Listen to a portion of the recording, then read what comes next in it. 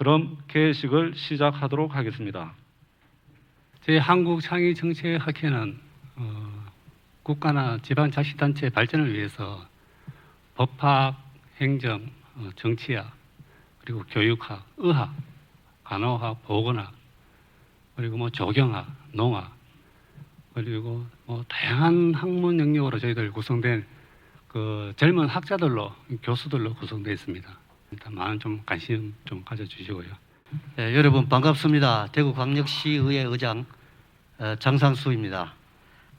오늘 이 자리가 지방이 주도하는 창의적 발전 모델을 만들고 각각 다른 분야의 주제지만 우리가 함께 또 이렇게 발전 모델이 되어가는 성숙한 지방자치 실현이 되는 자리가 되기를 기대합니다. 안녕하십니까. 대구광역시 선거관리위원회 상임위원 강성배입니다. 앞으로도 우리 선거관리위원회에서는 민주주의 발전과 성숙한 선거문화 조성을 위해 여러 시민사회단체들과 협업하여 같이 소통하면서 오늘과 같은 학술 토론회 활성화에 더욱 노력하겠습니다. 오늘 학술 발표를 준비해 주신 각 단체 관계자 여러분과 귀한 시간을 내어 자리를 빛내주신 많은 분들께 다시 한번 감사의 말씀을 드리며 참석하신 모든 분들의 건강과 행운을 기원합니다. 감사합니다.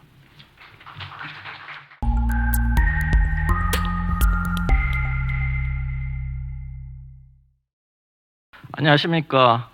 먼저 인사드리겠습니다. 오늘 귀한 자리에서 첫 번째 주제 발표를 하게 된 대구시 청년정책과장 김요한입니다. 반갑습니다. 먼저 청년이 누구인가 하는 겁니다. 청년은 여러 가지 정의가 있을 수 있습니다만은 지금 청년기본법이나 조례상에서는 연령에 의한 기준을 기본으로 하고 있습니다. 청년기본법이 2020년 8월 5일 날 시행됐습니다. 이 기준에 의하면 청년 연령은 19세에서 34세입니다. 다만 기본법에서는 조례에 따라서 청년의 연령을 달리 적용할 수 있다는 단서 조항이 있습니다. 이 단서 조항으로 지금 대구, 광주 등 주요 강력지자체는 19세에서 39세로 비교적 더 많은 기간을 두고 있는데요. 이것은 청년들이 사회에 진입하는 기간이 점점 사회적 문제로 인해서 길어지고 있기 때문입니다. 가장 최근에 서울시도 청년기본조례를 재개정을 했는데 39세로 결정하게 됐습니다. 어떤 전문가들은 이런 얘기를 합니다. 청년의 비중이 일본처럼 자연 감소하게 되면 일자리가 좀 더 상대적으로 많이 생겨서 취업 부분에 숨통이 트일 거다. 하지만 한국은행의 조사에 의하면 저는 그렇지 않습니다. 왜냐하면 한국은 일본에 비해서 대기업, 중소기업 임금 격차가 훨씬 큽니다. 초임 기준으로 일본이 대기업의 90% 수준이라면 한국은 60%를 겨우 넘어섭니다. 이러한 격차가 청년들이 대기업을 오로지 바라보게 하는 것입니다. 임금 근로자 비중도 일본이 훨씬 높습니다. 파트타임 근로자 비중도 일본이 높고 사회적으로 안정화되어 있기 때문에 이러한 부분들이 실업률을 떨어뜨리는 요인을 가집니다. 대학 진학률도 한국이 높고 일본은 4년제보다 2년제 졸업자의 비율이 높습니다. 이러한 청년 일자리 문제가 지방 그리고 지역 간의 격차로 갔을 때는 또 다른 문제들을 키우고 있습니다. 이게 청년 인구 이동입니다. 이 그래프를 보시면 왼쪽은 20대, 오른쪽은 30대입니다. 전체적으로 보면 지방의 모든 20대 청년들이 서울로 갑니다. 사실 청년 정책은 다른 정책하고 달리 지자체가 우선이 됐는데요. 서울, 경기, 강주, 대구 이런 순으로 기본 조례가 만들어졌고 청년센터는 서울, 강주, 대구 순으로 만들어졌습니다. 대구시의 경우에는 2015년 말에 조례, 그 다음에 2016년 7월에 청년센터 개소, 청년정책과가 2017년에 만들어지고 이후에 9월 달에 대구형 청년보장제를 2018년도에 발표하고 2019년부터 사실 얼마 안 됐습니다. 본격적인 청년정책은 2019년부터 시작됐는데 이게 대구형 청년보장제입니다. 마지막으로 정책 지원으로 요약해드리겠습니다. 대구를 비롯한 광역시 중심에서는 중추도시의 지식 서비스 산업을 키워야 됩니다. 청년들이 선호하는 일자리고 이 지식 서비스 산업이 광역 단위의 제조업과 산업 경쟁력을 높이기 때문입니다. 두 번째는 여러 가지 정책이 있을 수 있습니다만은 중앙에서 칸막이식 정책을 하는 것이 아니고 지역에서 자율적으로 지역의 청년 중심의 거버넌스로 할 수 있도록 포괄 보조금이나 지방비 역매칭이 필요하다고 봅니다. 그래서 좀 더 강력 단위뿐만 아니라 기초 단위의 우리 의원님들과 그 다음에 시민사회가 관심을 가지고 공동체 차원에서 청년의 삶을 함께 살펴봐 주실 것을 부탁드립니다. 감사합니다.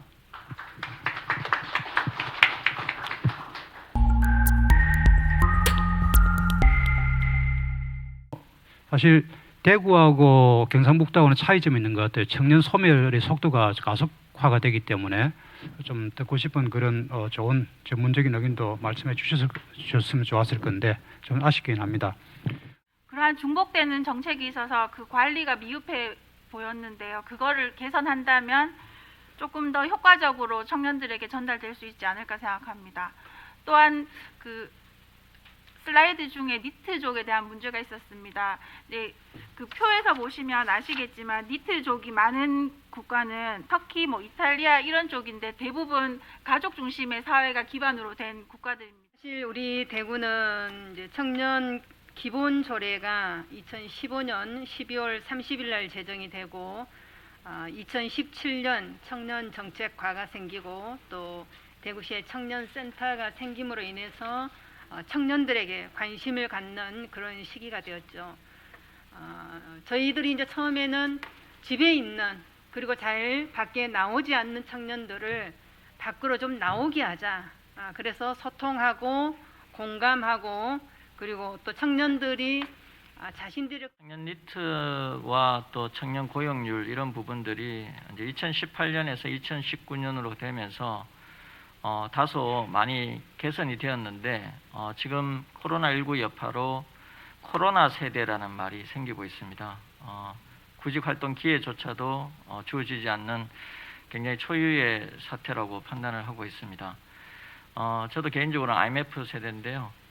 이러한 부분들을 결국은 해결해 나가기 위해서는 범사회적인 소통과 그 다음에 연대 협업이 필요하다고 생각합니다.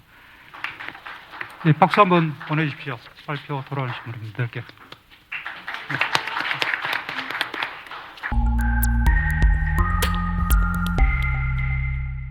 안녕하십니까, 조영승입니다. 자치단체의 이주민 선거권 보장을 위한 정책, 이러한 주제로 발제를 부탁을 받고 제가 고민을 나름대로 많이 했는데 과연 자치단체의 이주민 선거권 보장을 위한 어떤 정책들이 어떤 게 있을까라는 것부터 시작해서 근본적으로 사실 이제 그러면 이주민 선거권 보장을 해야 되냐, 아니면 이주민 선거권이 심지어는 인정될 수 있느냐, 더 거슬러 올라가서는 과연 이주민이란 뭔가?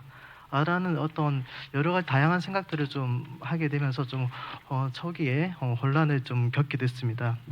다음에 이주민 선거권 보장이라고 했을 때 이러한 이주민이 기존에 외국 등에서 살다가 우리나라에서 사시는 분들 중에서 선거권을 보장받지 못한 사람들에게 보장을 해줘야 된다는 방향에서도 바라볼 수 있고, 또는 외국에서 우리나라에 들어와서 이주민으로서 생활하면서 이미 법률 규범적으로 선거권을 이미 보장받고 있지만 그 보장받고 있는 선거권을 더 활성화시킬 수 있는 방법으로도 생각해 볼 수 있고, 여러 가지 그 여지가 있습니다. 그렇지만 저는 일단 그 선거권을 보장받고 있다는 전제로 해서 이주민의 개념을 정리해 보았습니다. 그래서 그 규범적으로 이렇게 정립된 개념은 아니지만 여기서 이제 이주민이라고 한다면 외국인이었지만 우리나라에서 일정한 영주 자격을 취득하고 근데 3년의 거주 요건을 또 갖춰서 선거권을 획득하신 분들, 그리고 외국에서 살다가 결혼 등의 이유로 우리나라에 와서 귀화를 해서 이제 국민이 된 이제는 드디어 국민이 되었음에도 불구하고 개념상으로는 이주민의 범위에 들어갑니다. 출입국 관리법에 보시면은 지금 각조 7번에 있습니다. 각조 7번에 있는데 페이지로는 25페이지에 있습니다. 여기 보시면은 다양한 경우에 영주 자격을 부여하고 있고 예컨대 각조의 3호를 보시면은 외국인 투자 촉진법에 따라서 미화 50만 달러를 투자한 외국인 투자자라든가 7호에 박사학위를 취득한 사람, 단순히 박사학위를 취득한 사람 또는 11번에는 60세 이상으로서 일정한 연금을 국외로부터 받고 있는 사람 등 해서 어떤 정치적 성격과는 달리해서 경제적 요건이라든가 그 사람의 어떤 학업 성취도라든가 어떤 아니면 그 대한민국에 투자를 많이 했다는 등의 이유, 다양한 경우에 영주 자격을 부여하고 있고 영주 자격을 부여받기만 하면은 일정한 요건이 그 3년을 경과하면은 선거권을 부여하고 있는 이러한 어떤 법제를 규정하고 있는데 기술적으로 이 부분을 어떻게 더 이상 구현할 수 없는 어떤 입법 기술상의 한계라고 보지만 끝으로 이제 선거 정책과 관련해서 말씀을 드리면 선거권 보장이라고 할 때 선거권은 그 기본적으로 선거의 기본 원칙에 의해서 운영이 됩니다. 이는 헌법에 규정되어 있는 보통, 평등, 비밀, 직접 선거라는 어떤 선거의 4대 원칙에 플러스해서 자유선거라는 자유선거의 원칙까지도 포함하는 것을 의미합니다. 그런데 자유선거의 원칙은 먼저 기본적으로 4대 원칙, 보통, 평등, 비밀, 직접이라는 어떤 원칙은 사실 이제 법적으로, 제도적으로 어느 정도 확보가 되어 있고 규율이 가능한 부분입니다. 그렇지만 자유선거라는 것은 선거의 전 과정에서 선거권자의 의사 형성의 자유 그리고 의사 실현의 자유를 자유롭게 할 수 있는 나아가서는 선거 운동의 자유까지도 포함하는 넓은 개념으로 지금 이해가 되고 있는데 지자체 차원에서 어떤 선거권 보장을 강화한다, 선거권 행사를 보장한다라는 차원에서 너무 지나치게 이런 부분을 오히려 활성화하고자 한다면 오히려 그러한 부분이 자유선거의 원칙이 어떤 약간의 어떤 제한이라든가 침해가 될 수 있는 어떤 그런 우려도 있을 것이라고 생각합니다. 그래서 제가 보기에는 현재 이제 운영되고 있는 다양한 그 자치단체 조례 예컨대 대표적으로는 다문화 사업 지원을 위한 어떤 그런 조례들을 바탕으로 해서 기본적인 그 사항을 구현해 나가는 것이 가장 기본적으로 올바른 방향이라고 생각이 되고 오히려 이 선거에 개입하게 된다면 어떤 편향된 정보를 제공한다거나 또는 다양한 가짜 뉴스에 노출되게 만들어서 오히려 선거권을 행사를 좀 왜곡시킬 수 있는 그러한 가능성도 좀 존재한다고 생각합니다. 그래서 기본적으로는 현재 이제 그 지방자치단체 차원에서 운영되는 어떤 기본적인 차원에서의 어떤 정책으로 충분한 것이 아닌가라는 생각을 하면서 발표를 마치겠습니다. 감사합니다.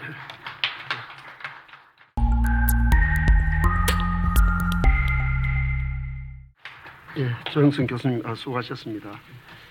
이주민의 개념, 이 선거권을 가진 이주 외국인과 또 국민인 결혼 이민자라고 이렇게 분명하게 이야기를 해줬습니다. 그리고 또 외국인의 선거권과 관련해서 중앙정부와 지방정부의 차이점도 이야기를 했습니다.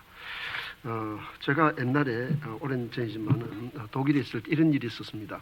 주 정부에 선거권을 부여하는 문제가 헌법재판소에 핫 이슈가 된 적이 있었는데 그 당시 헌법재판소는 주 정부와 지금 2007년 6월에 헌법재판소가 이제 선거권을 제한하는 그런 공직선법의 헌법 불합치로 해서 이제 이주민의 선거권이 이제 보장이 되었는데요.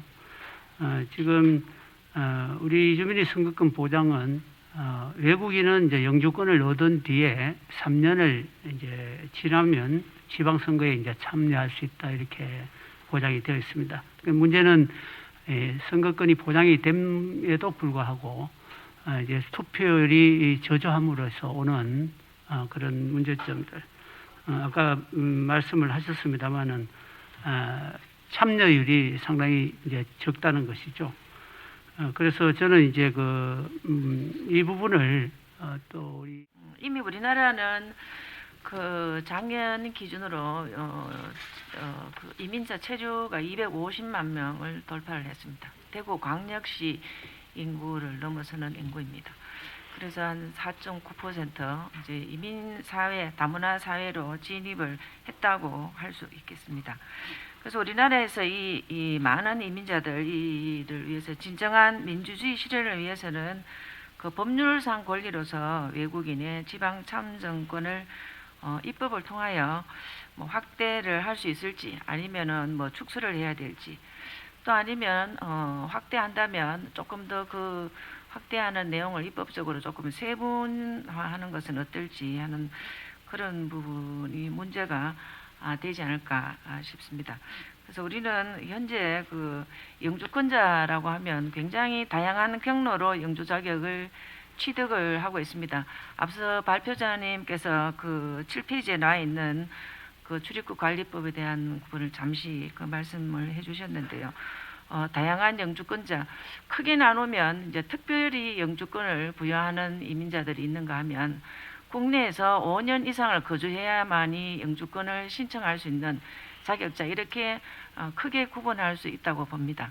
그렇다면 지금 그 우리는 이제 과거와 달리 그 국적을 취득하려고 하는 사람은 반드시 이 영주권을 사전에 자격을 취득해야만. 우리 공직선거법 제15조 이제 개정으로 2006년도 우리 선거사상 처음으로 영주권 취득 3년이 경과한 외국인에 대하여 선거권이 주어졌습니다.